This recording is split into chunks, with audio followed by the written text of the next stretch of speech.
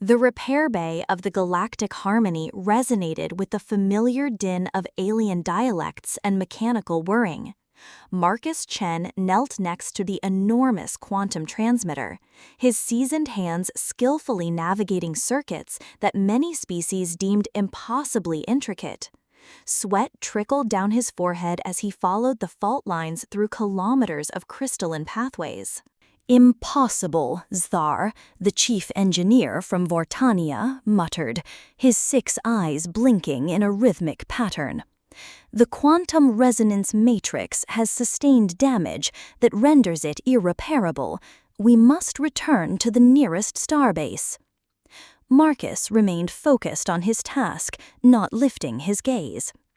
2 decades and 3 years of deep space engineering had instilled in him the understanding that impossible was merely a term for "I have yet to solve this." His fingers located the damaged coupling, and a smile crossed his face. The crystalline structure was fractured but intact. With the appropriate frequency modulation, he instructed, "Please pass me that harmonic wrench," addressing the hovering repair drone. The drone's mechanical voice responded, "Harmonic frequency incompatible with Terran nervous system. Prolonged exposure may cause." "Just hand it over, Hal." Marcus commenced the intricate task of realigning the quantum matrix. Surrounding him, the other engineers, a diverse assembly of centurion insectoids, gaseous nebulan entities, and silicon-based Kron, observed with what he had come to identify as their species' version of skepticism. The transmitter represented the ship's lifeline. Without it, the 40,000 inhabitants aboard the Generation ship would be severed from the Galactic Council, adrift in the emptiness between star systems. The Harmony stood as humanity's inaugural successful integration into the expansive galactic community, a testament to what various species could achieve collaboratively. Yet at this moment, it was simply a costly piece of malfunctioning equipment. Marcus toiled in silence, his thoughts aligning with the familiar cadence of problem-solving. This was humanity's forte, not the grand heroics that filled the adventure realms, but the relentless, methodical determination to overcome failure.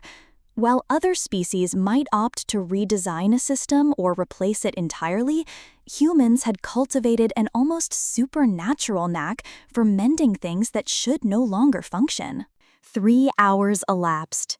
The repair bay slowly cleared as the other engineers conceded defeat and returned to their tasks. Only Marcus remained, his tools scattered around him like the implements of some mystical rite.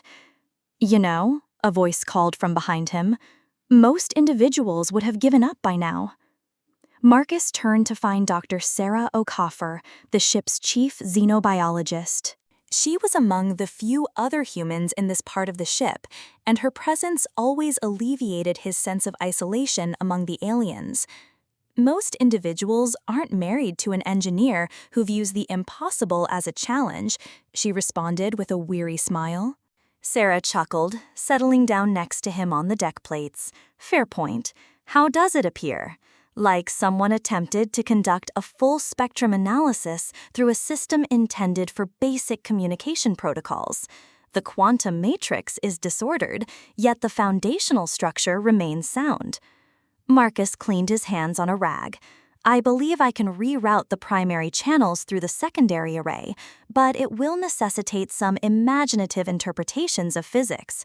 Ah, the Marcus Chen special. Breach 3 laws of thermodynamics and somehow enhance its functionality." As if summoned by their discussion, a group of alien passengers floated into the repair bay.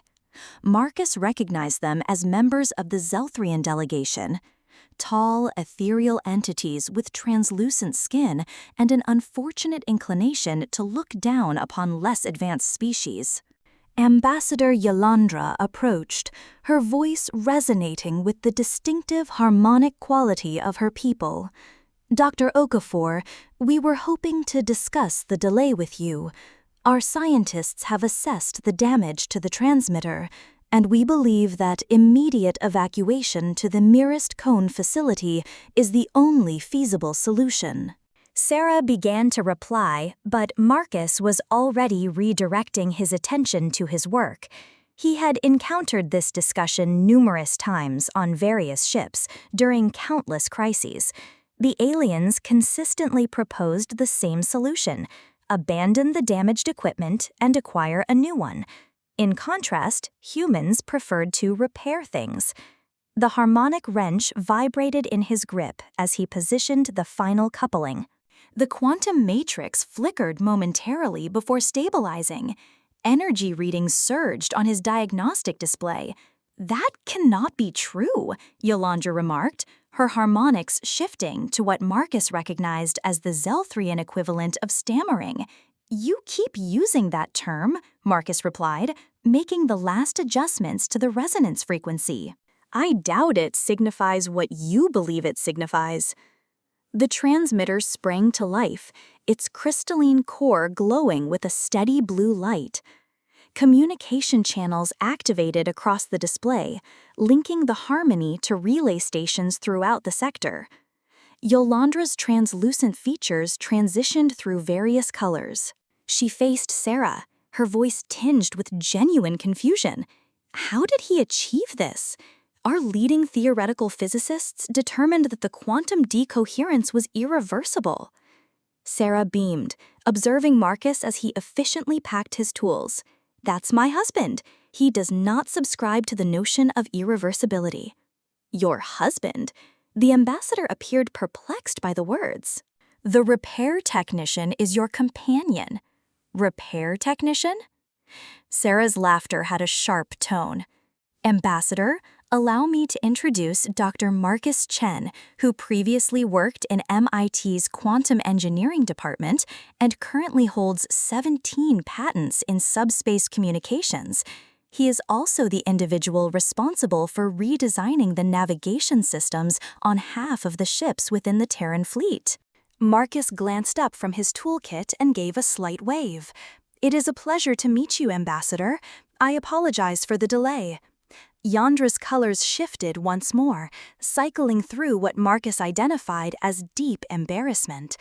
The other Zelthrians in her group were engaging in rapid harmonics among themselves, likely recalibrating their assumptions regarding human capabilities.